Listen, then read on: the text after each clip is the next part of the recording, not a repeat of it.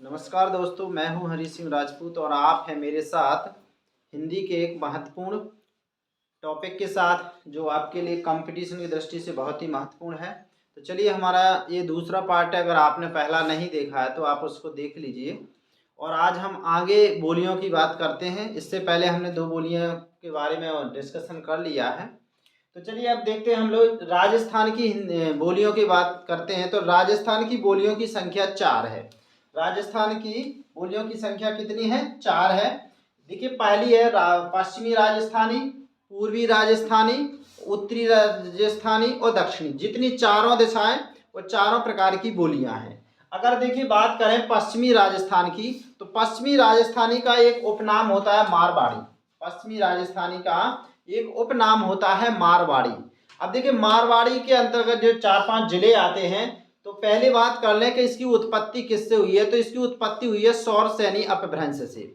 सौर सैनी अपभ्रंश से इसकी उत्पत्ति हुई है। और जो मेवाड़ हो गया, बीकानेर हो गया, और भी आपका जैसलमेर हो गया और जोधपुर हो गया, ये इस जिलों में इस भाषा को बड़े पैमाने पर बोला जाता है। अगर बात कर लें जो पश्चिमी हिंदी हो गया, अब देख लें पूर्वी हिंदी। पूर्वी हिंदी को देखिए बोला जाता है जयपुरी या ढूंढाड़ी। जयपुरी या ढूंढाड़ी, तो ये बहुत ही महत्वपूर्ण है, इनको याद रखिएगा। इसके दूसरे नाम है, उपनाम है। और ये देखिए जयपुर, अजमेर और किशनगढ़ के क्षेत्र में बोली जाती है। जयपुर, अजमेर और किशनगढ़। अब अगर देखिए बात करें उत्तरी राजस्थानी, तो उत्तरी राजस्थानी होती है मेवाती। पश्चिमी को मारवाड़ी और उत्तरी कौन सी होती है? मेवाती होती है। इसका भी उपनाम है मेवाती। तो ये आपके जो उत्तरी जिले हैं, ये आपके जैसे अलवर हो गया, भरतपुर हो गया, गुड़गांव हो गया, यहाँ पर ये बोली जाती है। एक और सबसे ज़्यादा महत्वपूर्ण है कि यहाँ पर जो मेवाती में एक भाषा बोली जाती है, एक मिश्रित बोली है, बहुत ही प्रसिद्ध है, जिसको बोला जाता है अहीर बाटी। ये कई बार एग्जाम में पूछा गया है। तो ये अहीर बाटी एक बोली बोली जाती है जो मेवाती के अंतर्गत आती है। एक देखिए अगला है दक्षिणी राजस्थानी। तो देखिए दक्षिणी राजस्थानी क्या हो जाता है कि हमारे एमपी जो एमपी है उससे थोड़ा मैच करता है यहाँ का जो क्षेत्रफल। तो इस वजह से यहाँ पर एमपी के जो पश्चिम में वहाँ पर बोली जाती है मालवी, क्योंकि वो पूरा क्षेत्र मालवा से लगा हुआ है। तो यहाँ पर जो भाषा बोली जाती है दक्षिणी राजस्थानी में, वो मालवी बोली जाती है। तो आपके मध्य प्रदेश के जितने जिले लगे, इंदौर लगा हुआ है, देवास लगा हुआ है, और आपके उज्जैन लगा हुआ है, रतलाम लगा हुआ है, इनसे लगे हुए राजस्थान के जो भी जिले हैं, जो भी आसपास के क्षेत्र हैं, वहां पर इस जो भाषा बोली जाती है आपकी मालवी। अब देखिए बात करें पहाड़ी हिंदी। पहाड़ी हिंदी की बात करें तो पहाड़ी क्षेत्र कहाँ पर आते हैं? तो पहाड़ी क्षेत्र आपका उत्तराखंड और हिमाचल प्रदेश पूरा पहाड़ी क्षेत्र है। और इसके अंतर्गत जो भाषा बोली जाती है वो पहाड़ी हिंदी होती है। इसकी देखिए दो प्रकार की बोलियां, एक पश्चिमी पहाड़ी है और दूसरी है आपकी मध्यवर्ती पहाड़ी। तो पश्चिमी पहाड़ी में आपका आता है हिमाचल प्रदेश वाला एरिया आता है। हिमाचल प्रदेश के कुछ जिले हैं, जैसे आप देखें जौनपुर हो गया। तो जौनपुर तो ये मतलब यहाँ से लगा हुआ है, यूपी से लगा हुआ है। और सिरमौर हो गया, शिमला हो गया, मंडी हो गया, चंबा हो गया, ये कहाँ के जिले हैं? आपके हिमाचल प्रदेश के। शिमला, मंडी, चंबा, ये वहाँ के जिले हैं।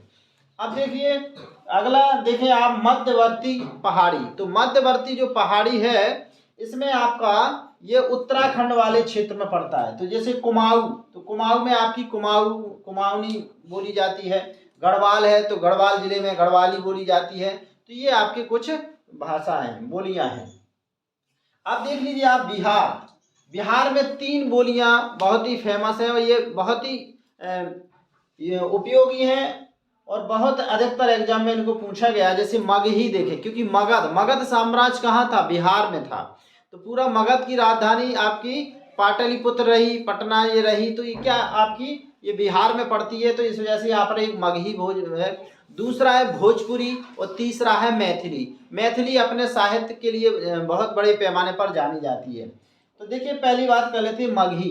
तो मगही की बात करें तो मागधी अपभ्रंश से ही इसका रूप से निकल के आई हुई है। तो पूरा जितना भी आपका पटना जो राजधानी है बिहार की, पटना, गया, हजारीबाग, पलामू, मुंगेर, भागलपुर, ये पूरे आसपास के क्षेत्रों में आपको मगधी बोलने को मिलेगी। और वहाँ पर एक आसपास के क्षेत्र इसी बोली को आज भी बड़े पैमाने पर बोलते हैं। अब देखें भोजपुरी, तो देखिए भोजपुरी एक बहुत ही महत्वपूर्ण आपकी बोली है बिहार की भोजपुरी, क्योंकि देखिए ये भी मगधी का अपभ्रंश का पश्चिम रूप से है, ये मगधी का पश्चिम रूप है। ये भी आप देखें बनारस देख रहे हैं, जौनपुर देख रहे हैं, मिर्जापुर देख रहे हैं, गाजीपुर देख रहे हैं, बलिया देख रहे हैं, ये जो गोरखपुर, देवरिया, आजमगढ़, बस्ती, शाहाबाद और आपके चंपारण और ये आपके सारण, ये सभी जिले किसके अंतर्गत आते हैं? आपके भोजपुरी के अंतर्गत आते हैं। भोजपुरी में अगर देखिए बात करें तो भोजपुरी में सबसे ज़्यादा जो हिंदी फिल्में बनी हुई है वो किस में बनी हुई है? भोजपुरी में बनी हुई है। और अगले देखें आप कि अगर जो भोजपुरी का एक यहाँ के साहित्यकार हैं जिनका नाम भिखारी ठाकुर है, और इनको भोजपुरी का शेक्सपियर बोला जाता है और भारतेंदु भी इनको भोजपुरी का बोला जाता है। भोजपुरी में हिंदी में अगर देखें जो भोजपुरी में सबसे ज़्यादा जो किसी बोली में फिल्में बनी है तो वो किस में बनी है?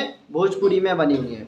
अगर देखिए बात करें मैथिली की, तो देखिए मैथिली की बात करें और देखिए हिंदी में जो सबसे ज़्यादा मतलब बोली जाने वाली बोली है हिंदी की, जो सबसे ज़्यादा पैमाने पर जनसंख्या द्वारा जो बोली जाती है वो है आपकी भोजपुरी।